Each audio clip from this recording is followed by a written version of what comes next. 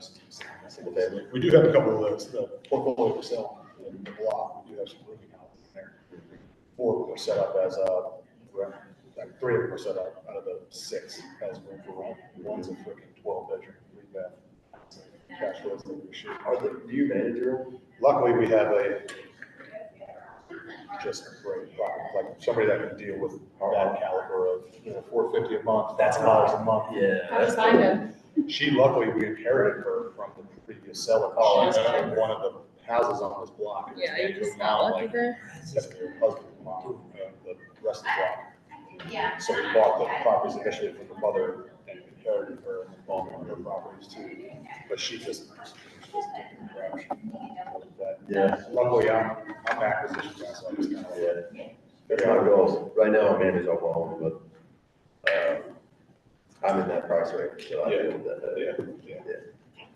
But luckily, my wife's she's now is a year and a half to retire from the W2, so she manages the majority of our, all of our like personal stuff. Yeah.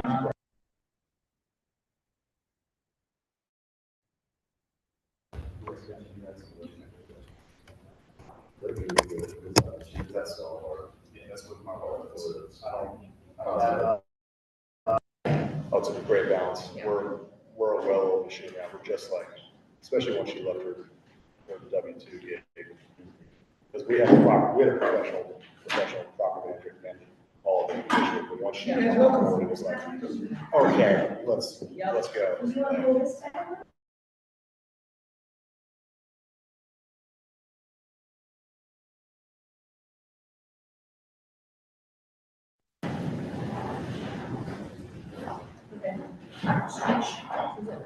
All right, now we're done. Point it at it. Now, I mean, you can just click start. You can just click the start, it doesn't matter. That battery's probably good.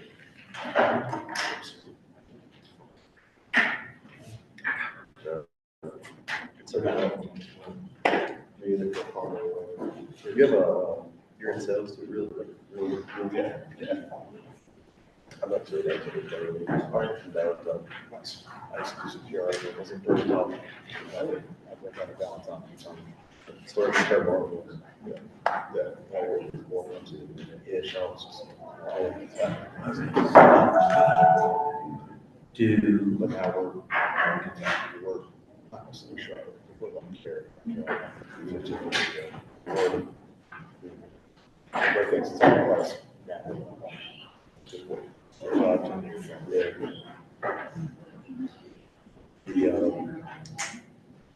With the board seed deals available. Yeah. hey guys, This meeting is being recorded. all right, we're gonna get started here in a few minutes. All day long. You got a roll here?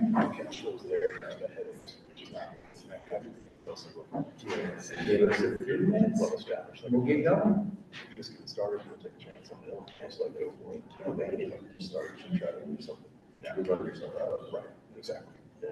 We're, at this point, it's more on the headache piece. That's why we're like consolidated at this point.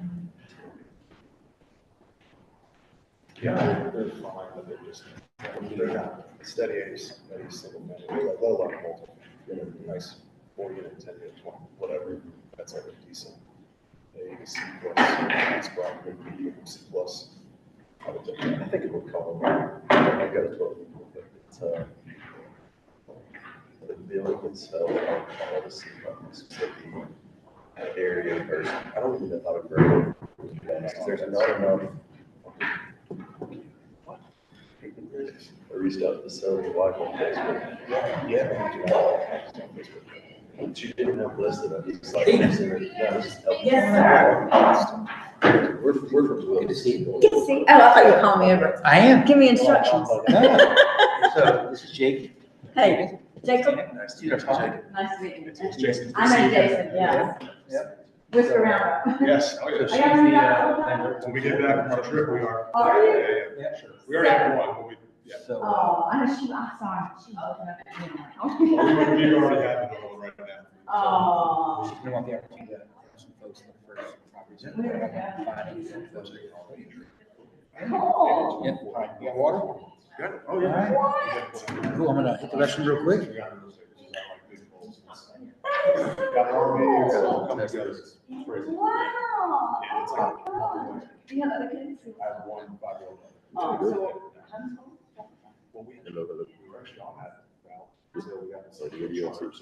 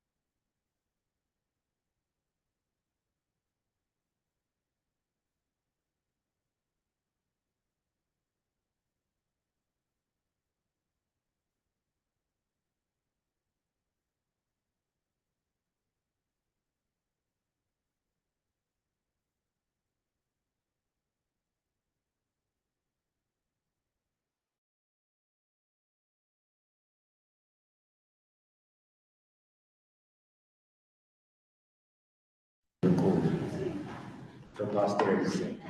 You guys using? Make a face.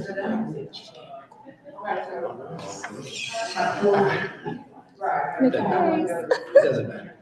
You guys using Tactic? Have you done, have you started using that? Recently. So I'm gonna take an audio message of this whole meeting. Okay. And I'm gonna send you long form notes, short. form Oh, great. notes, bullets, all- Please, please. It's called tactic. I used to use Firefly. It's called tactic. Yeah, tactic with an IQ and tactic. All right. I like it. I like it. So TACTIQ. Yes, yeah, it's great. It's free for 5 times, or 10 times a month, but I have the paid services. Yeah.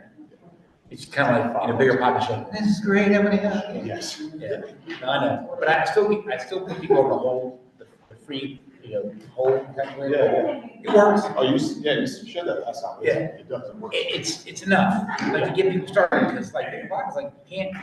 You got 5. Yeah, I'm gonna talk to you. Yep, you can't do this.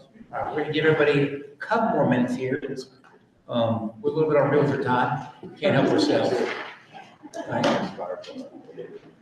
right. Good to see everybody, so just trying to say, great.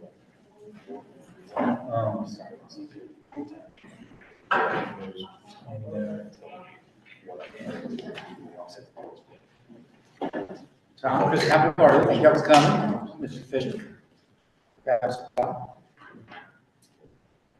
So we were talking about investing. We're going to be sending this on a YouTube channel as well. Really appreciate everybody coming out. Tina and Tom from Atlantic Bay, so she's the lender here. She'd love to talk to you guys about lending. Okay. Really lucky. I've got Jacob Dancy.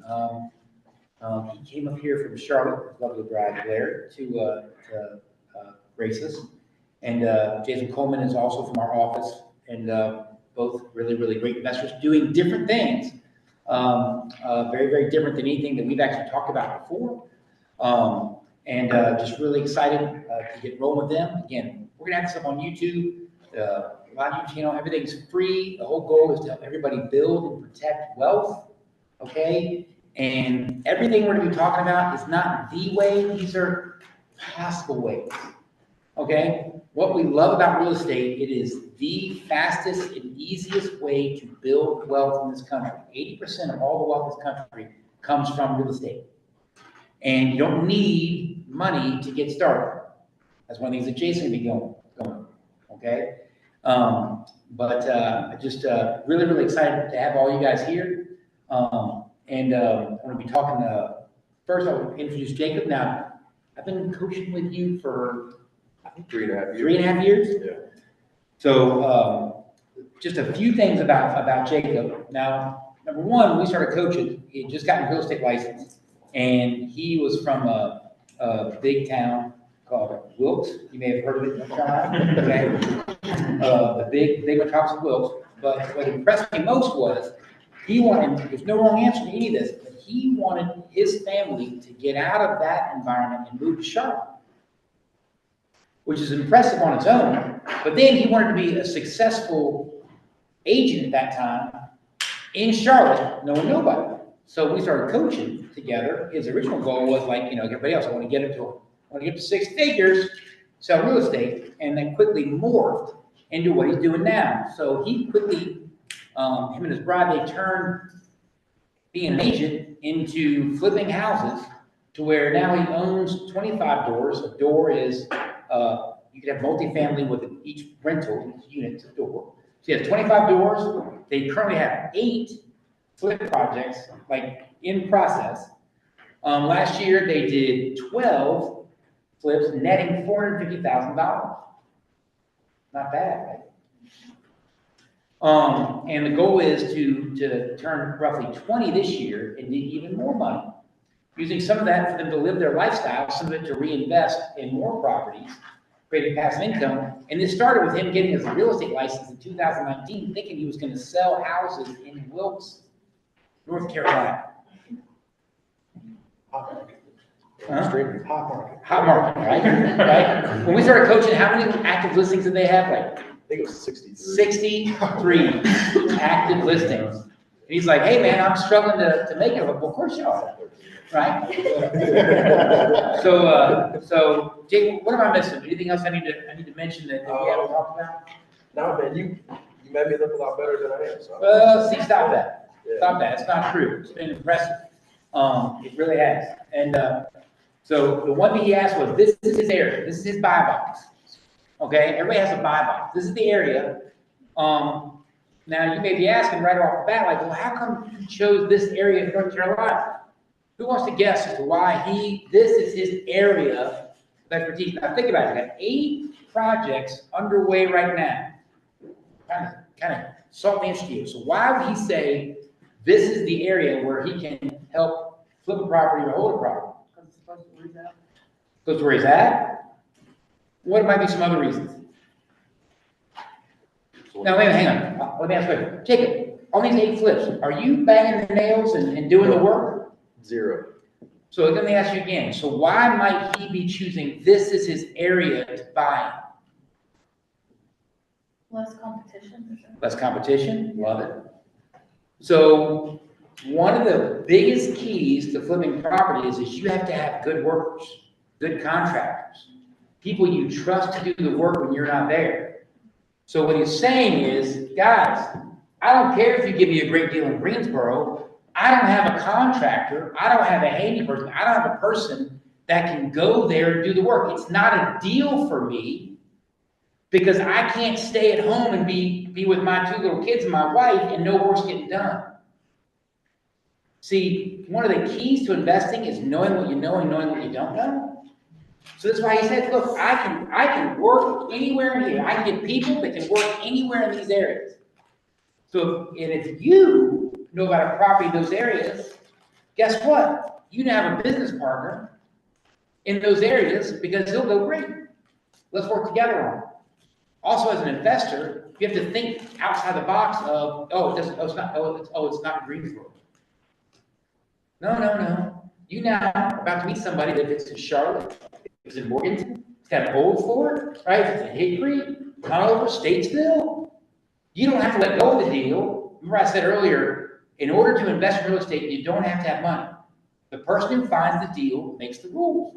Now you call Jacob up and you go, hey, Jacob, I may have a property or somebody in Statesville or Conover. Hey, you want to partner on it? And guess what he's going to say? Let's look at the numbers and see if it works. And all of a sudden, you make money doing nothing other than connecting with Jacob on a property. Welcome to real estate. Does that make sense? But he knows where he can get people to go comfortably, and he knows where he can.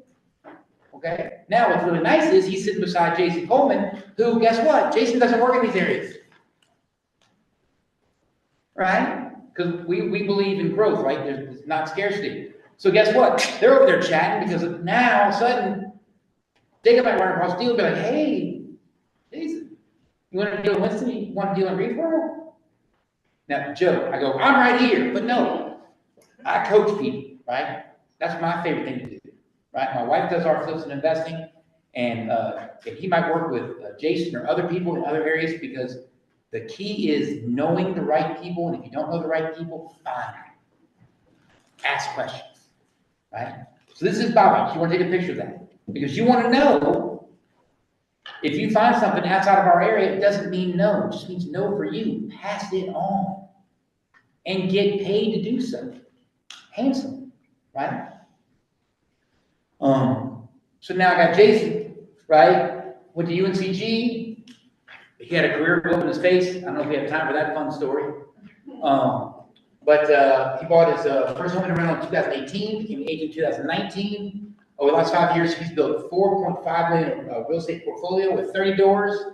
STRs, tell me what STRs are. Short-term rentals. So he's got 4 short-term rentals, Airbnbs. Okay. He's got 25 LTRs, long-term rentals. Right now, are the LTRs, are they single-family homes, multifamily? They're single family, got a duplex in there, but actually a duplex is a short-term rental. Okay, Yeah. so mostly single-family homes, okay. And now RV? Yeah. You had an RV? 31 doors with the RV, All right, right? 20 of these properties were acquired using seller financing. Would you explain what seller financing means? Will you explain what seller financing means? Oh, yeah, seller financing is where really the owner of the property, they typically own the property outright, they become the bank. I buy it from them, it's basically just like going to a regular bank, minus it's just person to person. So, hey, you own the property, I'm gonna make you a payment every single month, I have a mortgage with you, and yeah, that's seller financing in a nutshell. So you didn't put any money down. Right. And who gets all the profit from the rental? How many of you in here right now are like, no, I have to have money to buy a house, rental house? Come on, that was us. We sold real estate for 11 years before we bought rentals, because we said what everybody says is, no, we have to save our money. We have to save our money for 25% down. By the way, Tina's back here, she's like, yes, you need 20% to 25% down, right? You do. But if you can find somebody that will seller finance it, no, you don't. How many did you seller finance? 20, we're at 22, that's an old slide, we're at 22 of the properties that we acquired, that we still own or seller finance. Go ahead, James, you have a question? How much do you require down when you own the finance? It depends, so it could be a 0% down deal, the highest seller finance deal I've done is 8% down. It really just depends on the terms of the loan, right? How long the amortization, how long the loan's for, when I have to pay it off, when I have to refi, what the interest rate is. Some sellers don't want that big chunk change, the 20% down, 30% down, even because they got to pay taxes on that, right? So you break 0% down, they're splitting up that tax bill over time. So it really becomes, seller financing is truly a win-win situation if you do it correctly. We got a slide on that. He's going to walk you through who to look for, why it's a benefit to them, right?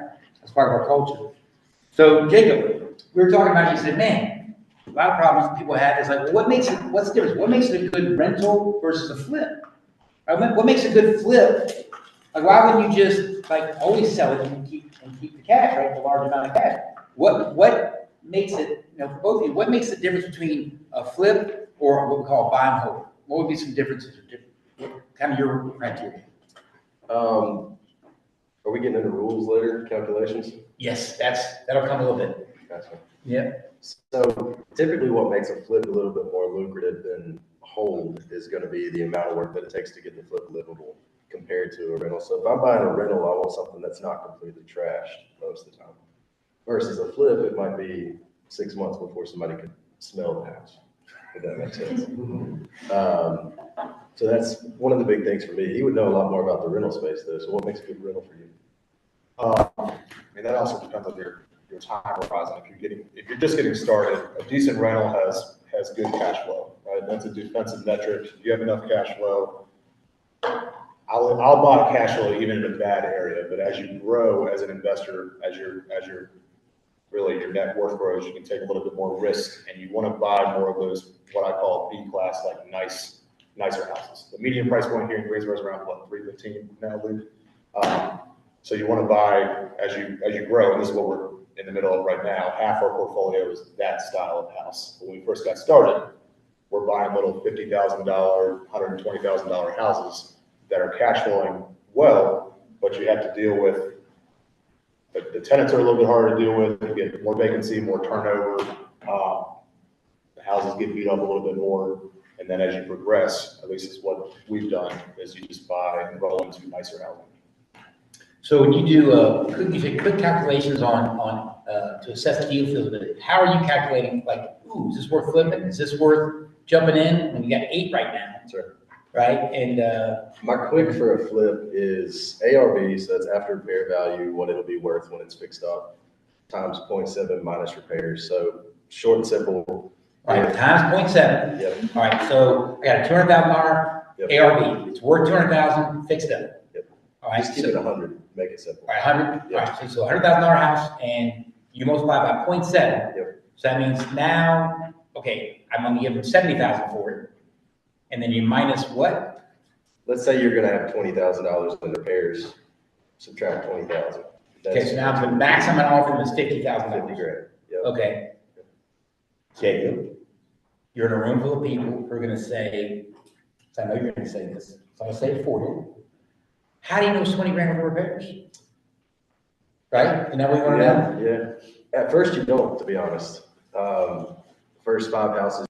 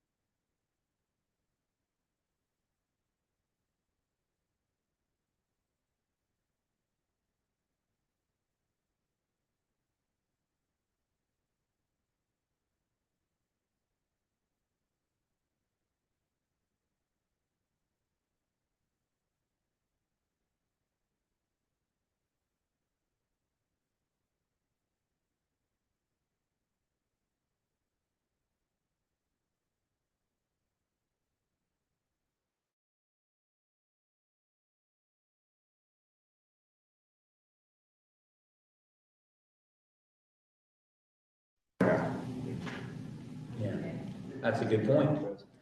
You know, getting education and, what do we say? Fail often, fail fast, fail forward. Yeah. Right? But we also have a lot of people who are like, I can't afford to lose a nickel. Yeah. Come on, let's be honest, right?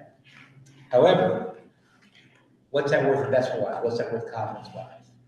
Okay? So, another thing in those situations, another reason I have these guys up here is if you lack the confidence, you've got somebody down in Charlotte, all the way over to Statesville things, and you've also got Jason Coleman, who will partner with you. They will actually partner with you. Now, they're gonna give you their contact information, right? Do not send them deals and say, we analyze this point, tell me this is a good deal or not. No, if you send it to them and say, hey, is this something we should partner on? How many of you would love to have a partner that actually can say like, yeah, let's do this? Might not get rich, but you're gonna learn a lot, and you got somebody else in your corner who's done it. So confidence can be borrowed. You're in a room with people that borrow our confidence, right? Would that be the worst thing in the world? She didn't make any money, but you actually learned and watched it happen. Wouldn't that be great? Right? Tina's in the back room. She works investor all the time. They don't know the numbers. That's her job, right? So bring them a deal, but understand when you bring it, the way you get them to look at it with you is say, if this makes sense, could we figure out a way to partner on this? Even if you made $5,000 and they did the deal, would that be worth it to you to learn? This is when everybody in the room should be nodding their head, right? Because that's why we have these people up here, to help you, but also they'll jump in, right? They'll get busy with it, right? And I agree. But we come from a different cloth because we're like, we jump in like to the mess and like, all right, let's figure it out, right? And most people are like, no, I want to make sure it goes well, right? First, it's not important, right? But this is designed to give you as much confidence as we can, so that you'll potentially start at least looking. How many of you here have actually even told anybody like, hey, I really want to get into investing? Or you keep it to yourself, right? James has, right? You got to tell people. You know about a deal, I want to know about it. You know about a deal, I want to know about it. And then you bring it to people like us, bring it to me, bring it to other great agents in this room, right? And let us help you analyze. That's one way to really, really kickstart things, okay? You mentioned, Jay, one thing that you're like, man, there's some certain like types of houses that I'm just really comfortable looking at, that I just know, like, I can do this. Like, what are some of those tips? What are some of the houses that you like really just feel comfortable, like, oh man, I can flip that? A classic example would be a 1997 vinyl sided ranch. Just Vinyl a box? 1,200 square foot vinyl box. Okay. There's no chance that I'm not gonna make money on that. No chance. Okay. Yeah. All right. If we buy it right. Now, if I don't get the deal, then I make no money. Right. Of course. Right. So what are some reasons why you say that? So they understand. Sure. Like, Well, first of all, square footage is not drastic. You're never gonna have a 1997 vinyl box single story that's over 2,500 square feet, most of them. You're gonna know that the plumbing is decently new. You're not gonna run into galvanized plumbing or cast plumbing or anything like that. Your wiring is fairly updated by that time. And there's just not been that many families in it, to be honest. A lot of the houses we buy from 1950 and 1960 have had 10 different families, and 3 of those were renters with 6 dogs. So, a 20 or 30-year-old house has less time to get beat up. And people can do a lot of damage to a house. So that's the biggest one, is just 1997 vinyl box. yes, sir. How often do you have to deal with lead? With lead? Me? No. We've dealt with asbestos, we've dealt with lead. There are ways to, I would say that 99% of the houses that we have walked into do have lead or asbestos in them. 99% of the houses. Now, if we decide to tear out everything in that entire house, then we would have to go through that process. But a lot of the times we assess a property. If it's 80 years old, we might make decisions based on, let's leave this the way it is. Let's cover, like for instance, asbestos siding. You guys know it's about this big. It's got waves in it. A lot of asbestos companies will say, yeah, we can come rip that off. It's going to cost you $12,000 to do that, whatever, versus $1,000 for our guys to do it. They don't care. But what we do instead is go over top of it with vinyl. So cover it instead of rip it is basically what we do. So a lot of the times in as far as safety and lead and asbestos, we're gonna do our best to cover it and encapsulate it rather than rip it off. When we're primer paint, we're going over with the Kilt's primer, oil-based, cover everything, get rid of a lot of nasty smells. But as far as dealing with it, probably very often, as far as dealing with the repercussions of it, it doesn't happen as much as you think. Not as much as you think, especially not on a 97 vinyl box. You're never going to run into it there. So, if there was a house that you would say, stay away, like years or styles or anything like that, that's just the nightmare scenario in general. Is there any one style or age? Early 1900s farmhouses, 2 stories, where you can see a shift in the roof or something like that. If the roof is not looking very level, now it's going to happen, it's going to shift over time, but if you see major shifts or you're walking around a house and you notice foundation cracks that are as big as your thumb, you're going to spend 24 grand fixing them. Just anything that seems very old and a little bit bigger than what you're comfortable with. Now, we might take something like that on, whereas I would not advise my younger self to ever touch something like that, because I've learned that lesson. Yeah, well, we do see a lot of those 1910, 1920 houses that it's the estate, and somebody's like, oh, I want to get rid of this. Yeah. You're like, there's a reason. Yeah. Don't touch a historic house. Historic Yeah. house. Ooh. Yeah. Yeah, good point. All right, any other things? Again, you jumped in pretty heavy, pretty quick. And by the way, I can tell you right now, he's had some deals where he hasn't made money. We've lost. Yeah, they've lost money, right? Everybody loses occasionally. The question is, don't lose enough to where you can't keep playing. Right? That's a big thing, right? So he's up here and they made, $450,000, but you also spent 1.2 million. It was gross 1.2 in 2013. Yeah. So, they had to work with 1.2 million to net 450, but they had some properties in there that lost money. Nobody gets them right all the time. But if you play enough, you're going to learn, you're going to grow, you're going to win. Okay? I laugh because my wife's in the room and the rentals we bought, some of them were like high-fiving thinking, home run, right? Oh, we're going to be printing money. Retirement. And 2 years later, we're like, this is the year. This is the year it's going to make money. Yeah. This is the year it's going to be great, right? Like,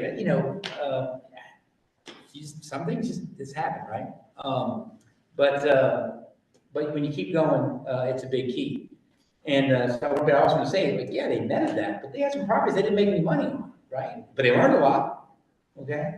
What's the biggest lesson you want? You want somebody that's scared to death to start, right?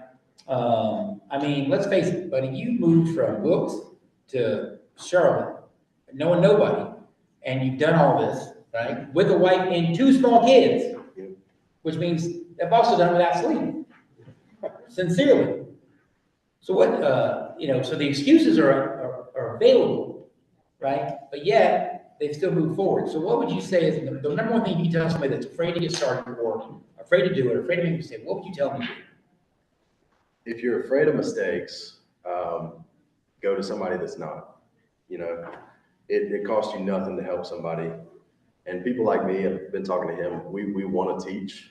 We don't want to give stuff for free because a lot of the times people will abuse it and just not put in their own work. And then we feel like we wasted time. But if you're afraid of taking a risk, or let's say you can't take on a financial challenge, you don't have any money in the budget to go buy a house, sincerely find a mentor. I found a mentor that flipped houses for 30 years before I started. My business partner had flipped houses for 5 years before I started. We've well surpassed my mentor, and not that she's doing it wrong and I'm doing it right. We're just different paths. She does her own work. But if you're afraid of risks, find somebody that's not, and you'll get more comfortable with risk as time goes on. And again, we've got at the end, I'm gonna give you guys some QR codes. So you've got a Facebook page, Jason's got a Facebook group. We've got our CPT Wealth Facebook page. No solicitation on that page, right? But these guys are there. You can ask questions. That's the whole point of these pages, right? Is zero solicitation, right? No sales, no pitch, no, hey, come in here and if you really want the real information, you know, pay $19.99 a month. No, it's all available. You know, it's all free, right? The difference is if you don't know what you're doing, have somebody help you through the process and win together or learn together. Okay, that's a big key. That's a big key. Jason, you bought most of your properties with seller financing, Yeah. right? So what? This is your ideal scenario for seller financing. So why are people 60 years old? They're an investor already. They own multiple properties. They need cash. They want stress-free cash flow. They own the property free and clear. How do we find these people? Right? That's what you're saying, right? Like, what? That sounds great. How do I find that person? By the way, if you haven't taken a picture of the slide, you can take a picture of the slide. I don't know why the formatting not. Well, that's all right. I'll blame me. Those people, believe it or not, are already in your phone. They already know who you are. Some people have different business models. I'm a big relationships guy, right? I really thrive off of a good conversation. I've realized that about myself over the years, and at the bottom, I mean when I say become genuinely interested in them, right? When somebody owns multiple properties, I want to learn from them. I want to hear their story. I want to know about their family, their upbringing, what they did, what they do, all the tips and tricks they've learned over the years, and you'd be surprised. I mean, those conversations turn into properties, whether it's a month from now, 2 years from now. I mean, I'm literally under contract right now to close on a house that has 30 grand worth of equity. We're closing April 8th from a door knocking campaign I did when I first was an agent 5 years ago. She called me two months ago, said, hey, I told you, my mother passed away. She was 98 years old, great life. She was like, I told you I was gonna call you when she passed away. Sure enough, went to the house. And we're under contract. She doesn't have to pay realtor fees. I'm sprucing up the property. I make 30 grand tax free on April 8th, right? It's already appraised. And that's off of a few conversations. Now there are plenty of business models, and I got into this. I did the direct mail. I did all that, kind of the whole try to cast a big net, which I definitely think you should do at the beginning. It's accuracy by quantity. How many conversations you're having, get in front of enough people, and then the deals start flowing that way. At this point in my life, in my career, I'm very much what I call accuracy by quality. I'm crazy about the 80-20 rule. I know the 20% of the people on my phone that are bringing me 80% of the business. And that's true. A lot of people are chasing after these one-off transactions that don't really go anywhere. I can have a few conversations, get deep into conversations that some of them don't have anything to do with real estate. And then the deals show up a month later, 6 months later, a year later, whatever. You just become that person that's buying properties, and other people know that, and then deals start coming your way. And I said, become genuinely interested in them, deliver value routinely, okay? You're the expert. I mean, obviously I play the agent game too, so my goal was to be the person in their phone that when they think real estate, they call me, okay? I get coffee routinely. I'm crazy about just, coffee houses, having a coffee chat, going to lunch. You never know what comes out of that conversation. I just had a coffee chat earlier, an hour and a half ago, where one of the HVAC contractors I've never worked with before, by the end of the conversation that lasted maybe about 4 minutes, turns out her daughter and her son were both looking for a house, right? Their first house hack. And she's got plenty of agents to choose from. And she talks to me and says, I like what you're putting down. Let's do this, right? In a very short period of time. Coffee, flowers, lunch, and I say even skydiving. There's a lady that I bought a few houses from a few years ago, and she has really become like a third grandmother to my daughter. She's just an amazing woman. I've learned a ton from her. 7 months ago, I had a knee replacement. About 3-4 weeks before that, she said, I really want to go skydiving. That's on my bucket list. So I was like, we're going. And we're going in 1 week. And I took her out skydiving, and we knocked off a bucket list item. And I bought 12 properties from just one person. And I met her door knocking. So really, it's just, and I want to double down on the buy box, because when somebody's about 60 plus years old, they're an investor already, and they own multiple properties, most of the time, they don't need that cash, okay? But they're done with dealing with tenants, and they still want that cash flow. They don't want to sell that and take a big tax hit. They want to run that cash flow until the day they die, most of the time. Or, give it to their estate or whatnot, their sons or daughters. And they own the properties free and clear. When somebody meets those 4 or 5 boxes, I'm right there, okay? I'm talking them through strategy, how you can kind of offload these. I've done this time and time again, where I've sold a third of their portfolio on the market, a third off market, direct to buyer, and I've bought a third of their portfolio directly from them, seller financing. I've done that many times, 22, 23 properties worth of just the seller financing route. And that's no money down, 5% down. You really we can get into the terms in a little bit, but if you know somebody in your phone that kind of fits that profile, take them to coffee. Become genuinely interested in them. I guarantee you're going to learn a lot. And you'd be surprised. I mean, people want to know, they want to hear from people like us that are they're interested in hearing how to be a better real estate investor, how to take care of their family, how to build. I say this all the time. If you don't come from a wealthy family has to come from you. Okay? My parents growing up, they bought the new car every 2-3 years, the whole American dream. We've all just fallen into this trap of just car payment, bigger house, whatnot, and you're not really focused on the assets that are changing your family tree. So every property I buy, I always start the clock. I know that 5 years from now, that property is going to be spitting out money. So go plant the seed, get out of your comfort zone. And you mentioned earlier, what tip can you give?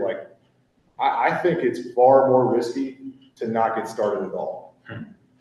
It is way more risky. You are going to run, we have all just given into this. You work for 40 years of your life to what? Retire and your back hurts and you can't take all the trips that you wanted to take this whole time? You've got to get started today. And real estate is the most resilient, not only is it the best way to create wealth, it's the most resilient asset class. Something doesn't work out in flip property, you got a hard money loan due or whatnot. Okay, can I refinance it? Can I pay off this hard money loan? Can I turn it into a long-term rental? It barely cash flows. Maybe it's negative cash flow, but you're paying an extra $100 a month until that property, a year from now, 2 years from now, 5 years from now, it's then paying for itself. It's been paying for itself in the background, and then you turn around and you make a profit, right? It's a very resilient asset class. In my opinion, it's actually very difficult to have some sort of fatal, financial flaw deal. If you do it right and get out of your comfort zone, it's just, 1,200 square foot house, final box. You're not going to underestimate by 50 grand, 100 grand, right? It's very difficult to get that wrong. You can get Carolina basement systems, Tar Heel basement systems. You get most expensive contractors out there. It's going to be very hard to get that deal wrong by $50,000. So get out of your comfort zone, take the risk. Chris said it, but I'll double down on that. I love teaching this stuff. This real estate has changed my life, and it will change your life if you let it. Okay. Just get out of your comfort zone and do it. So we are, for those of you guys who registered, if you haven't, at the end, I'll give you my email address. So, and we're going to have some resources for you. So there's a whole calculator. It's free, right? On the CPT Wealth website, it's free. You go have a tutorial on how to fill one out. Because you have to start analyzing properties to know. And as you start to analyze properties, you're going to have questions that you can't answer. And that's when you have to talk to contractors, other people. But until you actually start, you're never going to know. Right? And the tutorial's there. Another way is you may say, I don't know anybody that's 60 years old or 65 years old. Well, there's a website called PropStream.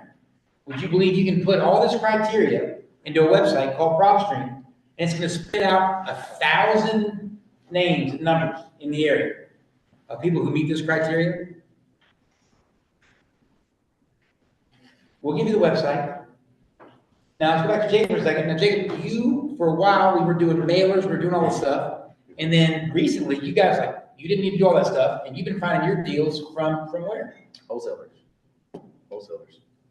For these guys, what's a wholesaler? So a wholesaler,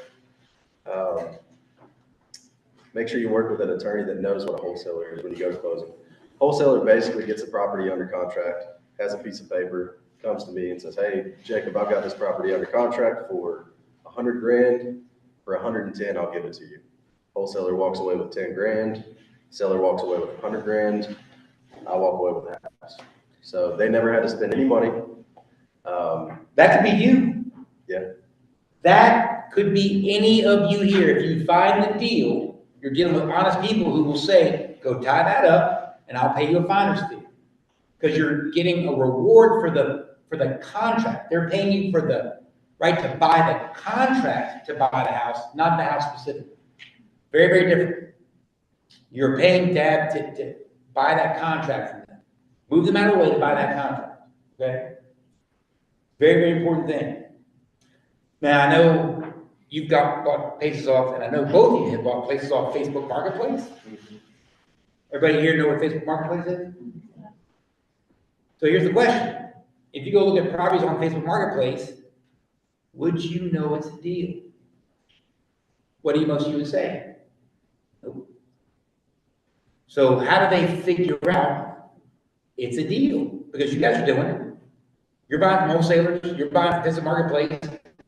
We bought one off the MLS. We bought several off the MLS, by the way. Me and Amy, she found them. They're there, right there on the MLS for ages.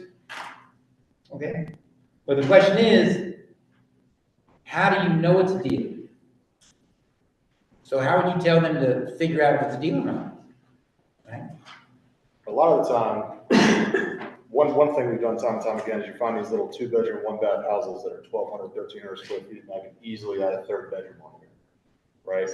You just go in there, you add a wall, closet, and now you've increased the property value by 30, 40 grand, right? Just by adding a bedroom. It's on city water and sewer, typically.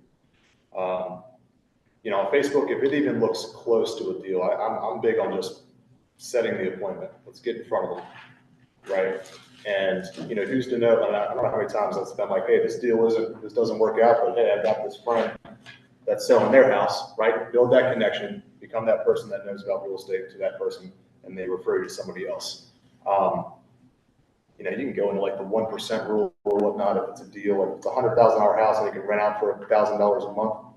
Those are very hard to find now. These used to be very easy. It used to be the 2% rule, right? It used to be a $100,000 house and that thing was, you know, bringing in, it used to be a $50,000 house and it was bringing in $1,000 a month, right? Nowadays, if you can find a 1% deal, that's pretty decent. You go on Zillow, figure out what the rental's estimate is. You can go to rentometer.com, figure out about what it'll rent for, give yourself a range. And that thing, if I see a property that's $120,000 and I think it'll rent out for $1,200, I'm making a phone call. So that's the 1% rule, is the rent 1% of the purchase price, right? $150,000 house, $50 a month in rent. $300,000 house, will rent for $3,000. Now, don't escape those in this market. It'll shock you what people are paying in rent right now. Yes. I just want to make sure that people understand when you say $1,200 a month, you're making you're renting it for $1,200 Yes. a month, so that's before, Your payment, your taxes, and the $1,200 is just your rent rate, what the Okay. tenant is paying you. I That's just just want to a, make sure they understand. yeah, that's a simple like rule of thumb. Again, interest rates are going, you got to figure out, is it on a high tax area, low tax area? What are the taxes the insurance is going to be? Again, there are simple calculators you can use online on what's the insurance going to be. If not, just if you just own a car and not a house, contact your car insurance agent and figure out what's my insurance bill on this every month. Property taxes are pretty easy to calculate. And then you can go do a simple loan calculator online, any lender's website. I use Bankrate a lot, and I put what's a 30-year loan, and right now, my investment property loans are like 7.5%. Tina, what's your investment loan? What's your rates right now? By 8. Yeah, yeah. So again, if you have a good lender, if you don't, like Tina in the back, she'll be like, here, I can give you a loan estimate on that. That's what they do, right? And if anybody here, they'll tell you how much down you need, what they will be. And you play with calculators. Like I said, we use the whole spreadsheet. We'll see a link to that. It's free. There's a whole book that goes with it on how to explain you how to fill it out. and we'll help you with those things. But you have to start. One thing I'll tell you is our world changed when my coach had a coach that coached me, but he owned 65 or 70 doors. And I've been talking about owning investment properties for years. I mean, I wore Amy out with it, like, we're in this business, we should be doing it. And he was like, dude, you're not putting any energy into this. So he had me do one simple thing. And if you ever heard the story, it's so simple. And it was the game changer. He's like, your new homework is you need to analyze 5 properties a week. Your job is, so every Monday, it was Well Building Monday, from 1 to 3 o'clock, I analyzed 5 properties. And for 9 months, we had to figure out what our buy box was, because it got uncomfortable quick. Because we started finding properties that cash flowed really, really great, but we were really comfortable with the neighborhoods they were in. In fact, I remember telling our coach specifically, the margins you want me to hit don't exist in our market. Words came out of my mouth. That doesn't exist here. And we beat the margins he suggested every single time on the other 12 properties that we bought since then. Because what you focus on expands. And for 9 months, it got uncomfortable. But then something happened after 9 months of looking and analysis by paralysis. And then it was like, oh, look at that. Here's a burr. Now, if you know what a burr is, it's when you buy it for money, then you renovate it. So I'll use round numbers. You buy it for 50. You renovate it for 25, so you have 75 in it. Then you rent it out. In this case, we rented it out for $1,200 a month. And then 6 months later, we refinance it. So you buy it, renovate it, rent it out, refinance it. 6 months later, it appraises for $150,000. So we got a 55% loan, took out $80,000. So we got all our money back, right? Plus $5,000. And the mortgage payment, because it was like 4% interest, was like taxes and insurance, everything off was like $450. And we're making $1,200 a month in rent. That's an infinite return. If you're making $1 and you have nothing invested, that's an infinite return. It's making my car payment right now.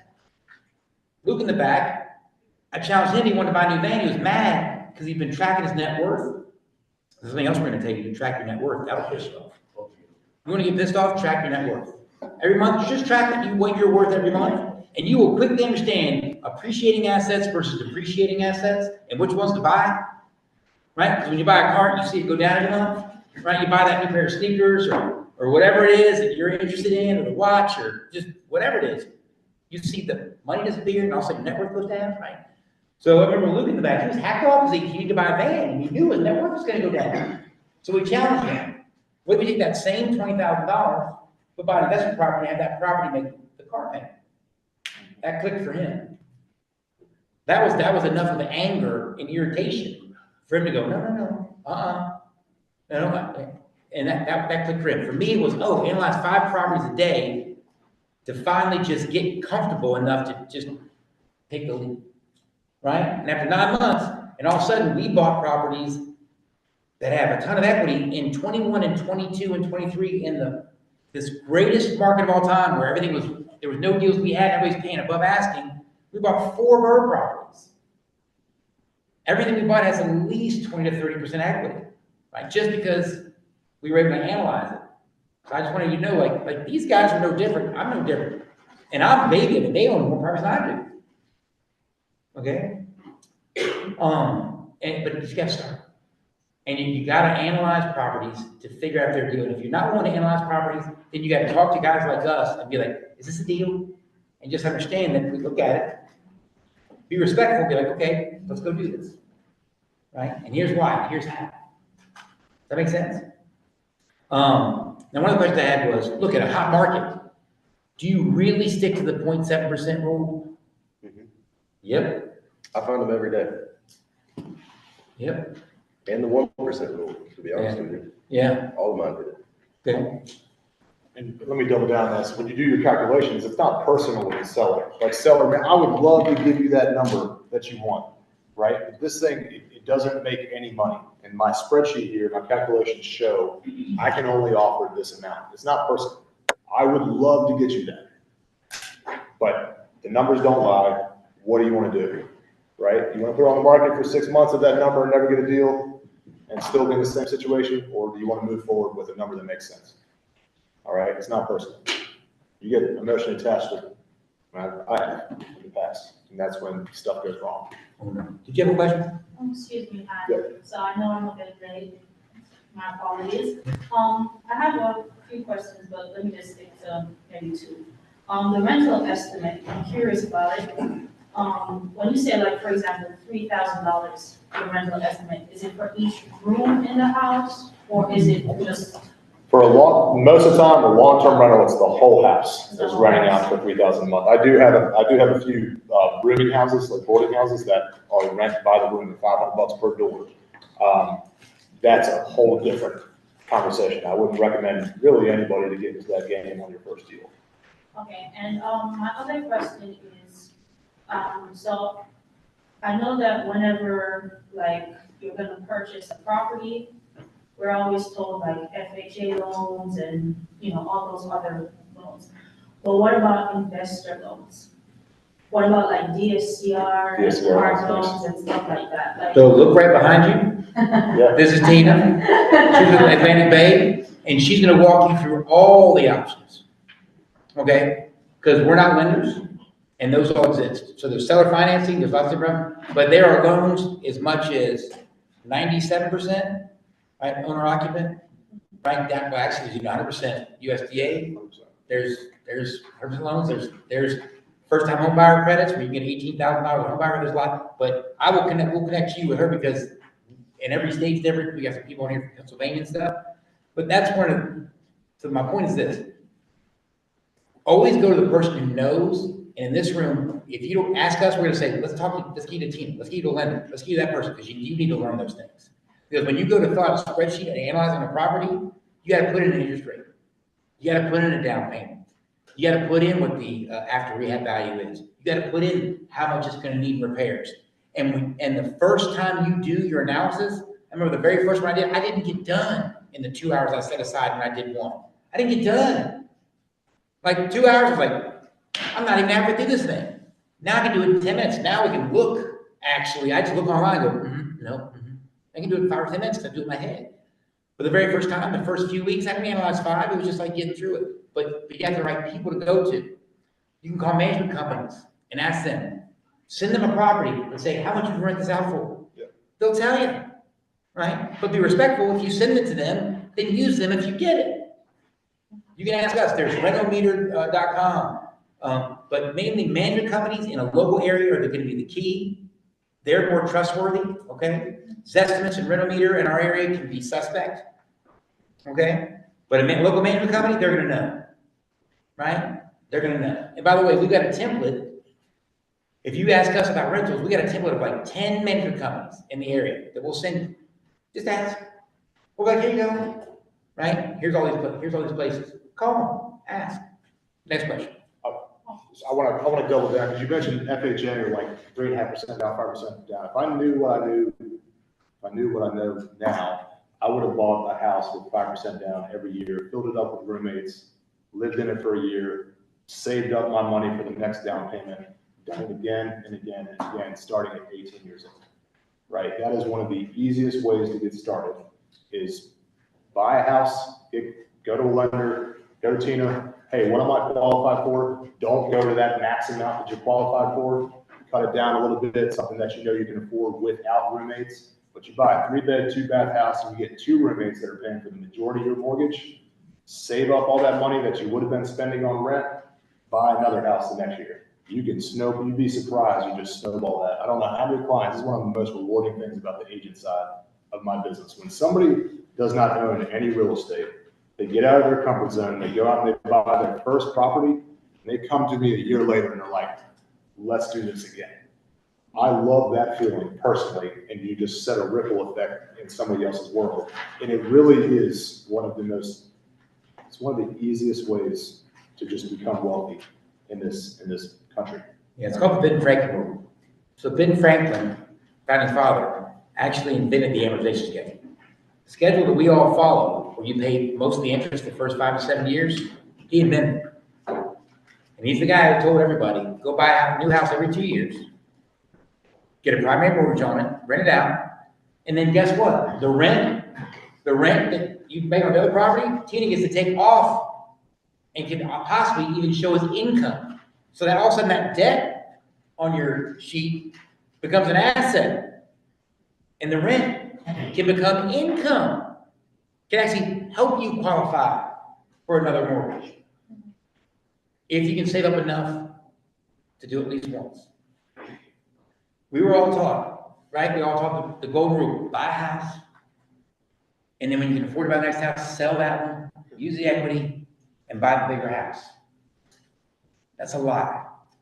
Because that house, right, is an asset for the bank, not you. It's only an asset if it's bringing in money for you. People say, but my house I'm living in wouldn't have value. Yeah, but you gotta live somewhere, and you can't use that equity unless you pull some out to go buy the property until you sell it, and you gotta live somewhere. Anything you're writing a check for every month is a liability. An asset brings in money, right? It's an asset for the bank. Please understand the difference, right? Invest in those things. And, we did that. We kept our first house as a rental, moved to the next one. Right? And another thing is this. Anybody, no offense, get into something. You want a 3-bedroom, 2-bath, 2-car garage house? If you can't afford that, get into a 2-bedroom, 1-bath house. It's better than renting. Get into something. You get compounding interest because the place is going up in value. The mortgages will stay the same every year. You get deductions of the interest off your taxes, and you're paying down the debt. It's 3 ways of you to make money on real estate if you own it. And if you have somebody else paying it, even better. Even better. Right? Do you guys both live below what you make? Absolutely. Live below your means, invest the rest. If you don't have that covered at the very beginning of your journey, you focus on that first, right? You can't buy enough real estate. I love people like, oh, I win the lottery, your life's gonna be great. No. 80% of the time, all those people are broke again in 2 years, 3 years. If you don't know how to just live below your means. Okay? We're all stuck on this keeping up with the Joneses thing. I mean, average car payment $700 a month. That's a freaking rental property. Right? I mean, I'm so tired of the whole like, man, I bought a new car and you get 500 likes on Facebook. You buy a rental property, you get 2. Look who's laughing now. Right? I mean, 5 years, it doesn't take long. We both got licensed in 2019. You can change your life in a very short period of time through real estate. But everybody else is out there just trying to, oh man, look at us, social media. No, you never know what's going on behind the scenes. Most of those people are putting up vacations on their credit card and freaking out the whole year trying to pay that thing off. Run your own race, stop trying to keep up with everybody else, live below your means, and invest the rest. That's it, okay? People say money doesn't buy happiness. Puts a roof over your head, cars, clothes, insurance, all that, okay? Now, back to the self-financing thing, because this is exciting for most people. So understand. She got a quick question. Oh yeah, go ahead. Sorry. 2 questions. One, you were saying something about wholesale real estate. So I know that I've seen a lot of people promoting wholesale real estate and how you can handle the contracts and so forth. If I was supposed to do wholesale real estate, like I find the properties or whatever, and I negotiate, would I be binded to, would we be binded to a contract until we're both settled in payment, or that's not how? So you're bonded in contract with that original seller. Mhm. And then if I come to you with an offer that works for you, we're bonded in contract, and I'm basically taking over your original contract. So all a wholesale is saying, for instance, my name's Jacob. It would say Jacob and or assigns is the buyer at the top. So Jacob could buy it and or whoever Jacob assigns that property to, or that contract to. So the binding contract is between the seller. Once that wholesaler has a contract with the end buyer, the buyer is taking over that original contract. The wholesaler takes care of the transaction the whole way through though. You won't get paid if you don't do something like that. Are you saying like if you don't find an end buyer? Yes, in a sense. And also, like some of these, real estate academies that they would have online that they promote. Some of them, they're like, You charge a bunch of money for it? yeah, and then buying you in it for like 2 years, trying to. So I was wondering if it was No. something like that, that's why I asked. There's too many free resources. Yeah.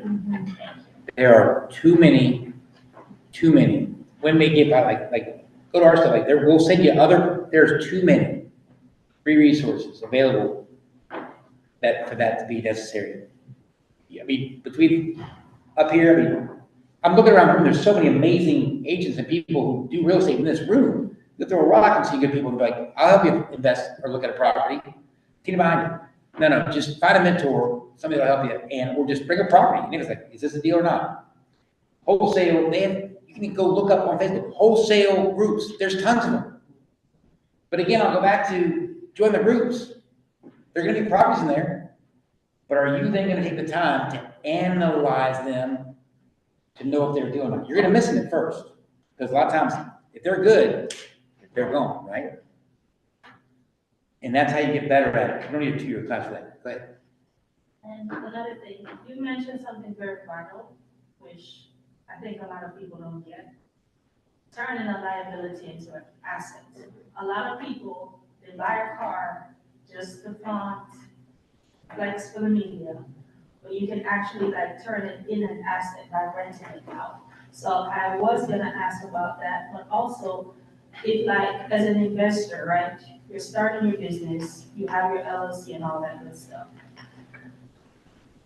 A lot of real estate agents mention that if you liquidate assets, as you liquidate your line of credit, basically, to have a down payment for a house, how risky is that? You mean like a credit card line of credit? I mean, Yes, you you liquidate a business line of credit. it's all numbers, right? If you can take if you've got a $20,000 business line of credit and you're going out and buy a $100,000 house with a 80% loan to value, a lender like Tina's giving you 80 grand to buy that house. Those two payments combined, 80,000 and 20,000, and it still spits out positive income on the other side. Buy that deal until you can refinance and pay off your loans. Real estate is not, it definitely gets emotional at times, but it's more of a numbers game. If those numbers make sense, I buy properties all the time with my HELOC. We just bought another property that we're now under contract with, luckily, to sell it. That we bought the whole thing with our line of credit, plus the rehab. And it's just, do the numbers make sense in the short term until I sell it? Or if for some reason it doesn't sell for my bare minimum number, which I feel very confident with that bare minimum number, can I refinance it, pay off my HELOC, and keep it moving? Do you recommend somebody starting out to do that though? HELOC. No. I mean, a lot of people own it. You own your house, and especially if you've owned it in the last 2, 3, 10 years, you have equity in your house to go get started right now. Okay? And again, it goes back to the deal. If it's a deal, the money shows up, whether it's your own line of credit or somebody else. If you got a house under contract for 200 grand, it's worth 250. I can make a couple phone calls and get $200,000, right? Somebody's going to make $50,000 if you don't make your payments. So the deal, if it's a deal, the money shows up, whether it's your own line of credit or not. If you're just getting started, I mean, it depends on the deal. And just move forward. If it makes sense and it spits out money on the other side, do it. Even if it spits out a little bit. Like I know everybody's looking for this home run deal. I'm going to change my life in one deal. That's not how it works, right? I mean, you talked about the calculations. Like my bigger pockets calculators, it was 2 or 3 every single day. I love like going back and looking at it because you're like, then it gets to the point where, all right, well now I'm doing this once a day. Now I'm doing this once a week or whatever. Now I'm doing all these calculations in my head and I'm making an offer right then and there. I mean, my notebook is just filled with this, the rehabs, the purchase prices, this is what my offer price is. That's it. And it takes me like to walking to the property for 10 minutes, and then it's done. I mean, tell you, one of the things that Jacob did blew me away, because they've done it so much, he has a spreadsheet. So when he needs drywall or a faucet or whatever, he can click his spreadsheet and it goes to the Lowe's website and puts it in the cart. Because he's doing so many of them now, that's part of their system that they build, so they know their cost. Like this. He's like, oh, I need a vanity? Okay, well, here's the 8 vanities I want to use, and I don't like this brand, I like this brand, I like that brand, right? But he didn't do it the first time, didn't do the first 5 or 6. But he found out, the coach, and he's like, shoot, the log jam for us flipping more is me. Because they're waiting on me to get the stuff. So he had to create a new system. But you gotta start with the first one, right, to get to that. So we're giving you the kind of the end game. But please understand, none of this happens unless you start analyzing properties. Or if you don't want to do that part, hand it to people that will and understand you're sharing that deal. Right? 'Cause that's how it gets done. I recommend you start analyzing properties. Can't emphasize that enough. You can't know any of this stuff until you start going through it and getting uncomfortable, getting mad because you don't know the answers. And then you have to go look for the people like us, and we'll get them to you, right? But if you hand it to us, we'll do the work for you. We will. But we're going to ask like, hey, we're part of that. Let's go, right? And that's okay too. Either way works, right? Ask for help. But all these things, I mean, these guys are at a high level. Now, what's funny is, I'll also tell you, we all feel like, we know plenty of people doing way more than us.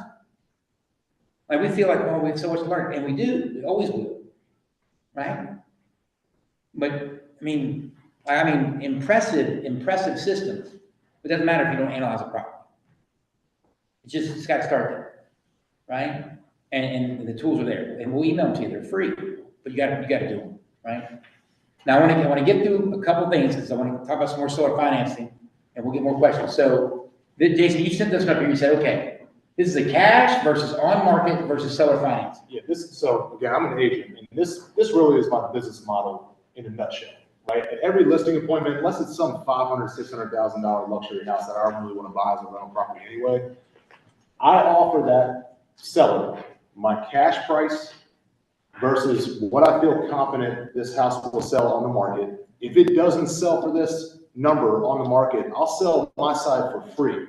I feel real good about this listing number. You might have some other agent that comes in here and says, no, I could sell it for $50,000 more than that. He's messing with you. That agent knows full well they're going to ask for a price reduction in a month or 2 months, right? I feel real good about this number. We might be able to inflate it a little bit, shoot for a higher number, but this is my bare minimum on the market, right? Or I can overpay for the property if I sell or finance it. So this particular house, $200,000 on the market, I feel good about that. My cash offer price is going to be $160,000. Okay, that's about 80%, right? And this is typically not really going to be a flip. This is going to be a rental property. Okay, so my cash offer right now, I'll close in 10 days, 2 weeks, whatever, for $160,000. You'd be surprised how many people will choose that $160,000 option. A lot of people are like, man, I wouldn't walk away from $40,000 because you're in a different situation than that person is. You might not have money in your bank account. This person might have $2 million in the bank, and they're like, man, actually, I would much rather just be done with this property in 2 weeks and walk away from $40,000. Actually, let me frame that for you guys real quick, because everybody here chooses convenience every day of your life. Let me give you an example, right? Because people say, oh no, they wouldn't take 160 when they can get 200. Sure they would in 2 weeks. Let me give you guys an example. How many of you here ever go into a gas station and buy a 20-ounce soda? Anybody? 20-ounce water, whatever, beverage, right? Okay. And you pay what? $2.75, $2.50 if it's on sale, $3, right? Now, you do realize that in that same store, 1 aisle over is a 2-liter, 10 times the amount of soda for the same price. Yeah, I'm like, it might be $1.50. Yeah. Might be cheaper. But what do we all do? We go get the 20 ounce that fits in our cup holder. Now you think, well, that's a soda. It's not the same thing. Yes, it is. Don't you dare think that people won't choose convenience when it becomes the large dollar figures. That is not true. We see it every day. People love convenience, and they will give up sizable amounts of money for not being in pain, not having inconvenience every day. Don't you judge it. I'm not judging you for buying the 20-ounce soda instead of the 2-liter in the same exact store you were already in, right? We all do it every day, right? By the way, how many of you be like, he's right? You're gonna walk in like, look, it's right there. It's like, there and there and there, it's right there. By the way, they even cool the 2 liters now. Right, that's not convenient. So please understand what he's saying. People go like, no, they wouldn't. Did I get you? Think about that. How many times do we choose convenience ourselves? People are doing it every day, and you think they're not because of the dollar figure. Don't fall for that. Yes, they do. Give them the choice. Give them the opportunity. No, it's still okay. Right? Is that fair? Yeah. All right, moving on. Yeah, he's right. It happens all the time. I don't know how many people are like, why would somebody walk away from 40 grand? It's just like, It's my whole business. it happens all the The time. only reason I'm able to do business. Yeah. Yeah. I mean, that's the deals you're getting. So, and then my technically I have a fourth option. We're not going to go down that because I do like sometimes I do the renovations for the listing too, where my contractors will come in there and spruce up my house a little bit, but that's the agent game. If you're not an agent, you're not really playing that game. Okay. The third option is seller financing, right? So, hey, you own the house outright. How about I overpay for this property? I'll give you $10,000 more than what this property is worth today. If we come up with some sort of loan situation, I pay you back once a month. What would you say to getting paid $1,200 a month? Right, every month for the next 5 years until I refi and I'll pay off that loan. All right, for the next 10 years or whatever. Now, why would that work? You don't know your numbers. All right, what's the average appreciation rate in our market? All right, let's go low. Let's just go low. Let's go low. Let's go 3%. Let's go 3%. So what's 3% of 200,000? $2,000. So in 1 year, the house is already worth 206. Now, did the tenant pay down that mortgage? So do you think he's already got some appreciation built in? I mean, some debt pay down built in? In less than 1 year, overpaying 10 grand, he's neutral. Now, year 2, it's worth 212. Well, wait, you also get 3% on the 6,000. It's now snowball. Now, is the debt getting paid down by the tenant again? So by year 2, he's already positive. And rents are going up every year as well. And how much of your money are you using at 210 and seller financing? 0. But you can't play that game if you're not looking at the numbers on the spreadsheet. You think he overpaid? No. He's saying, all right, great. If the numbers make sense and the tenant can make the rent payment, what's he out?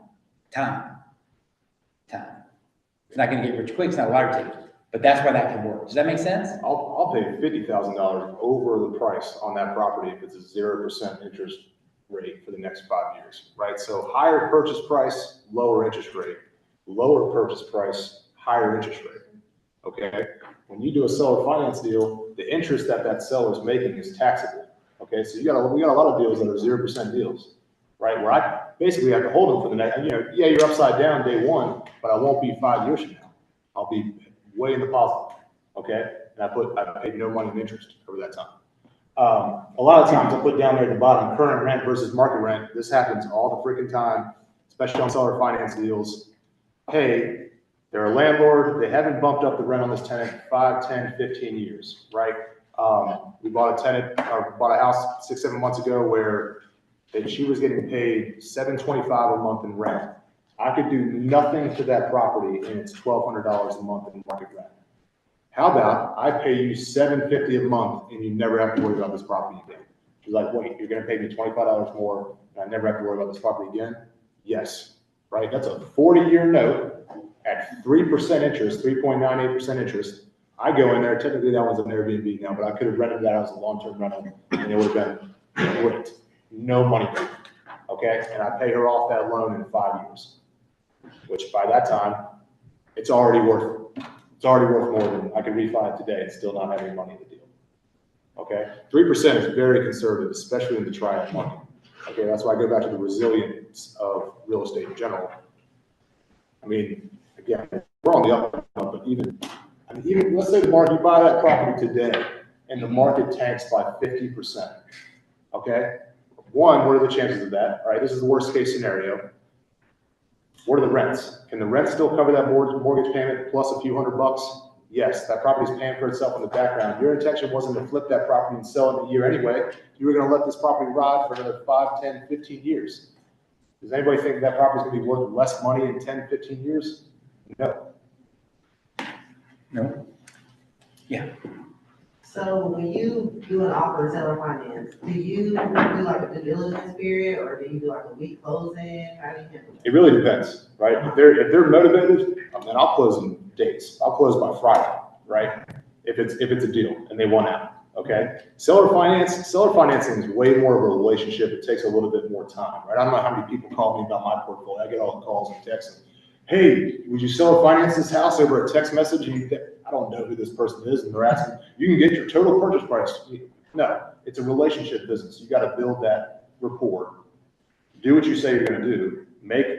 Give them offers, give them options, and if they choose that seller finance deal, close it. Whether they want to close in a week or close in a month. Most of the time, I want to close in a month on a seller finance deal. I want to figure out what the rehab is going to be, if any. All right, I want to get all my ducks in a row there. A lot of the time, they want to get either their stuff out, or the tenant stuff out, or whatever. Okay, so it really depends. I mean, I use this from Andy Long all the time. I say my motivation matches your motivation. If you're done here, you want to be done by Friday, I'll close this thing. So do you run inspections or anything? You just go straight in? It really depends, right? So I'm a long-term thinker, right? Always. And this perfect example, that $24,000 mistake that I made. Okay, structural mistake bought the property in July. A lot of people, all right, you do the inspections, right? Well, shoot, I noticed some of the electrical work needs to be done. All right, well, shoot, now this is going to cost me $5,000 more than what I expected. Mind you, this person owns multiple properties. Okay, am I going to go back and renegotiate with that seller over $5,000? Probably not. I'm going to do what I said I'm going to do, and I'm going to close it, and I'm going to take that loss, if you will, of $5,000. Whether I do if I do the inspections. Most of the time I'm walking through twice, I bring my contractors in, and we're done. That's the inspection, if you will. That house that I bought for $120,000, the interest is 6%. I bought it with 5% down. My payment to him is nothing. It's like $550 a month or something like that. The tenant's paying $1,350 a month. Okay, I bought that back in July. Ended up being a huge, pretty good sized structural deal. I have since then sold 2 of his rental properties. We're under contract on another one. I just 1031 into one of his real nice properties on Monday that has $35,000 worth of equity in day one. It appraised for $35,000 more than what I paid for it. It's a $300,000 purchase price. It appraised for $335,000, tax-free money. He's happy. He didn't have to pay the $20-something thousand in commissions, clean the property up or whatnot. It's a win-win. So if I went back on that deal, and people say like, would you have backed out of that deal if you found out all that structural stuff? It still made money, and it made a ton of money on a relationship. Tons. You got to be especially if they own multiple properties, right? Like my job is to be their person. I made this transaction very easy. He knew the foundation was all messed up. I had just had a freaking knee replacement. I was all doped up. I should have bought the damn property to begin with. I made a mistake, right? My wife still gives me crap. We bought the house that we just bought, and my wife brought all of our contractors in to do a full inspection because I made one mistake. I got there and all my contractors there. I was like, what? She was like, because we bought this dog property from this guy. And I was like, really? I made one mistake. Anyway. So we've made 80 grand off this guy in the last 8 months. And we coffee, lunch, I talk to him regularly. He trusts me. The guy owns another 16 properties. When you stop, is for individuals who are buying their home, right, it can be terrifying. For investors, when you start talking about $5,000 or $10,000 difference, payment-wise, everything, it's nothing. Nothing. It's a nickel, right? But for your personal home and your personal money, right, it's a big deal. It is. But for an investor, we start shuffling because we're like, when you start trying to argue over $5,000, and we're like, okay, that's going to cost me $12 a month. The rent's $13.50. Really, I'm gonna lose a deal over $12 a month? It's a different game. And I'm gonna be a broken record on this. And you'll know that if you start analyzing properties. Because you start asking different questions. Because it's not emotion. It's, do the numbers make sense? I don't care what the interest rate is. Let me repeat this. I don't care what the interest rate is. If the property makes me money at 8% or 9%, I don't care. Because guess what? Best case scenario is 2 years from now, market gets better and I refinance it, now I'm printing even more money. The path is in the math on investment properties. You have to know what they look like, all right? And you gotta have enough at bats to know that. Okay, that's probably why we're here, just trying to get you guys to realize that. Speaking of which, schedule, you put this up in here just to show. Yeah, this is just a standard amortization schedule that I have pulled up on my laptop, rent.com, and I'm showing the seller in real time. Hey, here's a higher purchase price with a lower interest rate. Here's a lower purchase price with a higher interest rate. And let's scroll this down through 5 years, and that 5 years I'm paying you off this loan, or 10 years, or 20. Some of my properties I don't have a balloon payment on, meaning the balloon payment meaning I have to pay off this loan in 5 years or refi.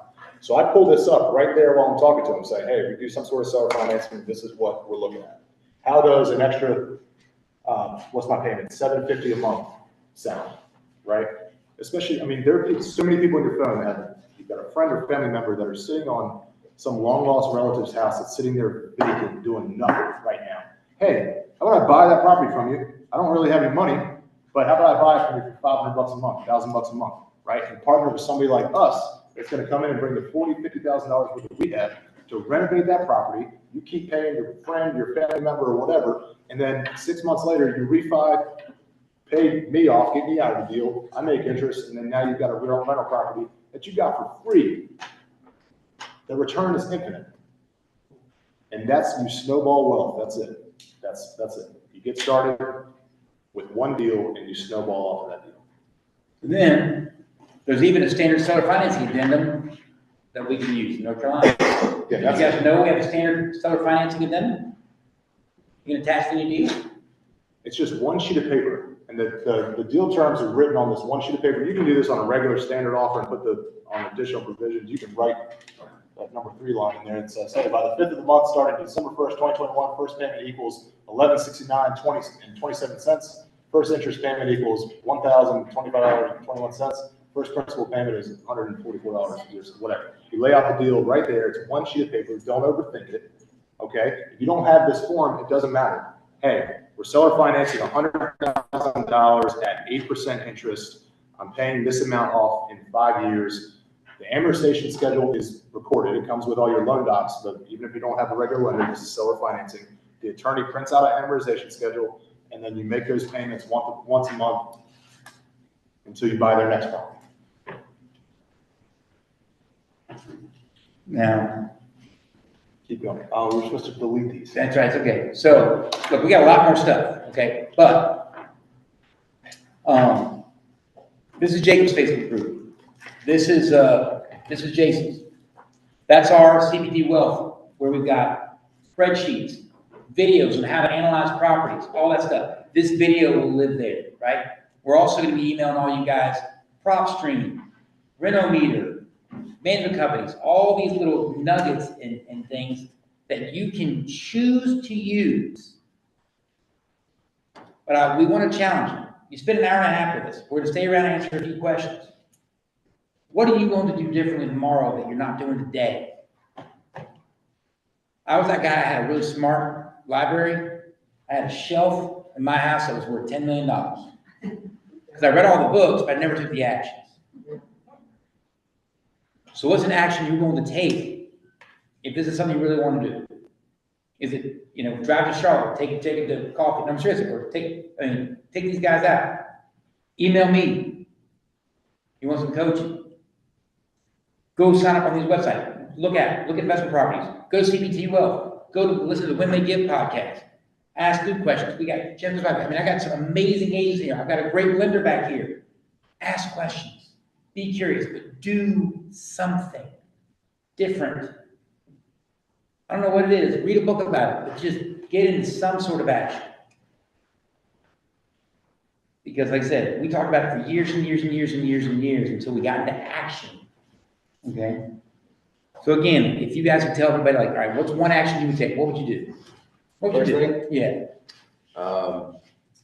First thing I'll do is reach out to one of us up here. Yeah. If I were sitting in the crowd, first thing I would do, personally. Yeah.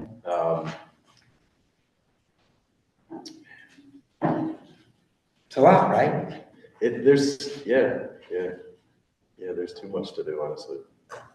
If it was a podcast you recommend they listen to, what would you Oh, listen to? absolutely. Anything bigger pockets. Bigger pockets, man. Bigger pockets. Life-changing podcast, bigger pockets. Yeah. One podcast changed my life, probably yours too. That'll get you out of your old, build you some confidence virtually. And man, without that podcast, I would have never gotten started. Yeah. Another one for us is When They Give. It's free. It's how to build wealth. The one activity I'll say is this. If you really want to change your life, track your net worth every month. And if you don't know what I mean, just Google track net wealth and put all the liabilities that you have on a piece of paper with all the assets you have on a piece of paper, and every month track it and see if yours is going up or going down. If you want motivation to change where you're at, to not be standing still and think you're moving forward, track your net worth. It is a game changer beyond game changers, because the minute you charge stuff on your credit card and it shows up as a liability and you start seeing what you buy and how it affects your ability to have value from a financial standpoint, the past and the math. And you will quickly learn what's an asset and what's a liability, and what's going up in value and what's not going up in value. To me, that's a game changer. Just, if you can do nothing else, just go. Look, debits and credits every month in your bank account, bam, right? Just put in the 1st and 31st. I don't care what their statement is. You can put in the month. 1st to 31st. How many things did I have debited? How many things did I have credited? Which one's higher? Game changer. Game changer for me. That's my number one. It's not comfortable. It's not comfortable. But I've got some young people up here that figure that out and they live below their means, right? And they don't have to. Yeah. And I'll just say one thing, he's a game changer. But with what he's saying to do, play a game with it. Yeah. So what I mean by that is, if like just taking your simple account, checking account. The numbers look this way this month, just start playing a game in your head. How can I make that number come down on next month? Like, who you gonna tell to cut that board off if they've been in the shop 10 minutes?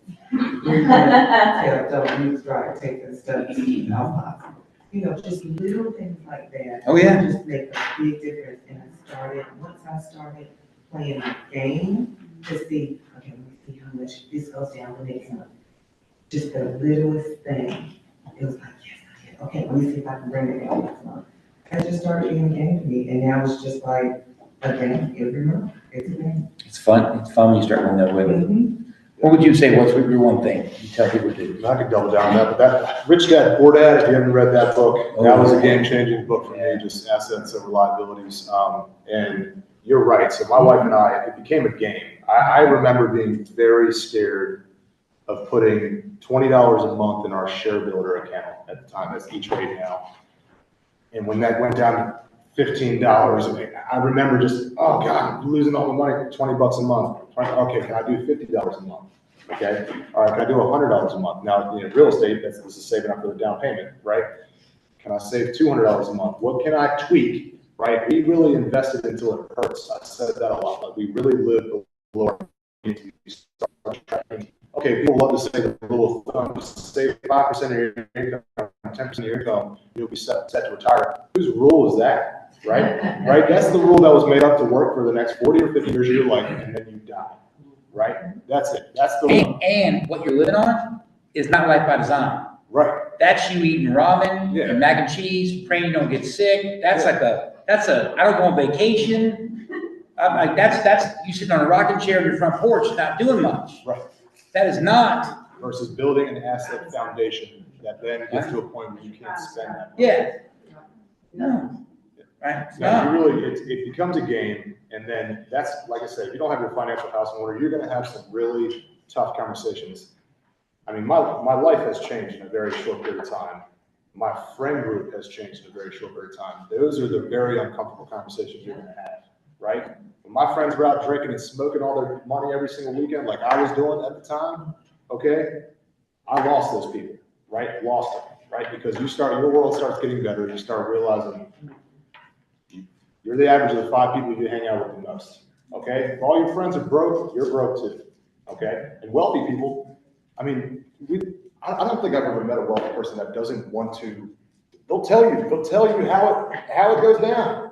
Live below your means and invest the rest. They're happy to give you all the tips and tricks, all right? It's not a freaking secret. The problem is you're hanging around the wrong people. And don't take advice, you're the average of the 5 people you hang out with the most, and don't take advice from anybody that hasn't done what you want to do.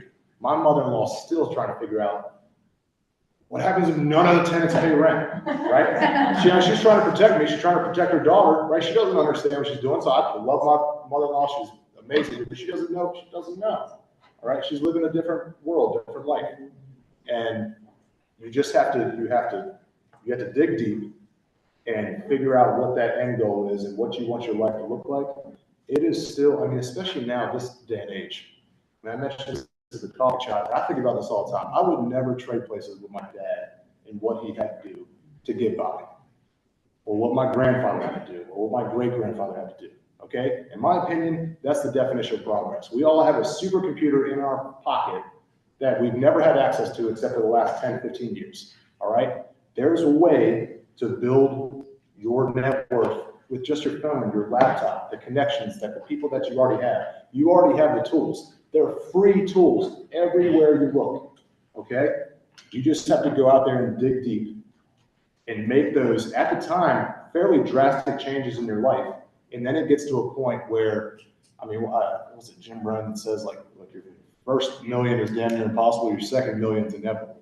That is absolutely freaking true. The first 10 grand is the hardest, then it's the first 100 grand, that's the first 500 grand, that's the first million, and it freaking snowballs, okay?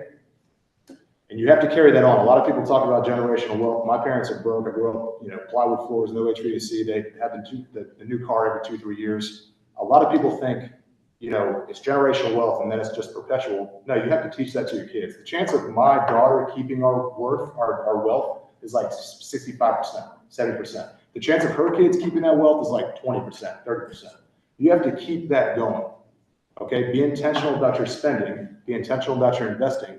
And I wake up every day, I'm an investor first and foremost. I'm looking for opportunity. How can I help somebody else? And there's a way to make money on both sides. It's amazing. Wealth creation is truly amazing because you're helping out. You're working solutions. You're just coming up with solutions. And then in the background, your family, I mean, we're taking an RV trip starting April 24th for 4 months. When I lost my W-2, that at the time was an end of the world situation. Holy shit, I lost my job, right? What am I gonna do? Luckily, we were living below our means, right? And investing a little bit on the side. We turned our primary house that we just bought into a rental. And we put that RV trip on our vision board 5 years ago, May of 2024, we're taking an RV trip and going around the country. And in a very short period of time, we're doing that. I'm worth more from a net worth standpoint than I thought I'd be worth in my freaking 60s. Wow. The real estate will change your life.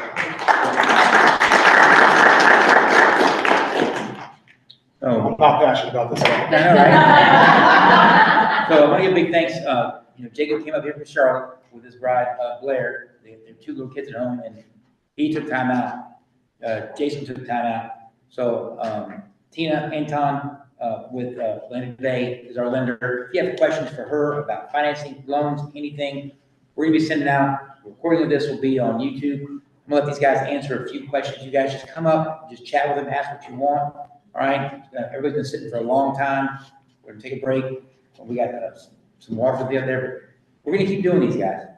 Every couple months we're doing these, right? We're doing short-term rentals. On that CPT Wealth Group, we've got Katie did a great thing on short-term rentals. The guy wrote a book on how to manage short-term rentals. It's all there. But please, keep plugging in, keep showing up. Thank y'all for coming out. Thank you, Tina. Thank you, everybody. Thank you, KJ. Thanks, Deborah, everybody, for being here.